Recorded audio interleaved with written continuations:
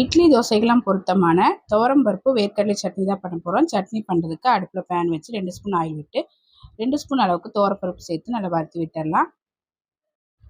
துவரம்பருப்பு வறுபட்டதும் இது கூட 3 பச்சை மிளகா கட் பண்ணி சேர்த்துடலாம். ஒரு துண்டு இஞ்சி கட் பண்ணி சேர்த்துடலாம். ஒரு 5 பல் பூண்டு, 10 போல் சின்ன வெங்காயம் சேர்த்துடலாம்.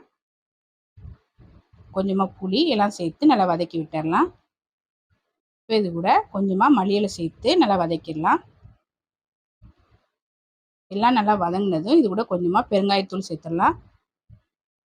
பெருங்காயத்தூள் சேர்த்து கலந்து விட்டு அடுப்பு ஆஃப் பண்ணிவிட்டு ஆற வச்சுட்டு மிக்சி ஜாரில் மாற்றி இது கூட 2 ஸ்பூன் அளவுக்கு வறுத்த வேர்க்கடலை சேர்த்துடலாம்.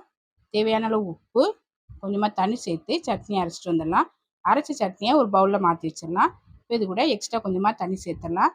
சட்னி தண்ணியாக இருந்தால் தான் ரொம்ப நல்லாயிருக்கும். தாளிக்கிறதுக்கு அடுப்பில் கடாயை வச்சு எண்ணெய் ஊற்றி கடுகு, வரமிளகா, கருவேப்பிலை தாளித்து சட்னியில் ஊற்றி கலந்து விட்டால் டேஸ்ட்டான துவரம்பருப்பு வேர்க்கடலை சட்னி ரெடி. சட்னியை இட்லி தோசையோடு வச்சு சாப்பிட்றதுக்கு ரொம்ப நல்லாயிருக்கும். ட்ரை பண்ணி பாருங்கள்.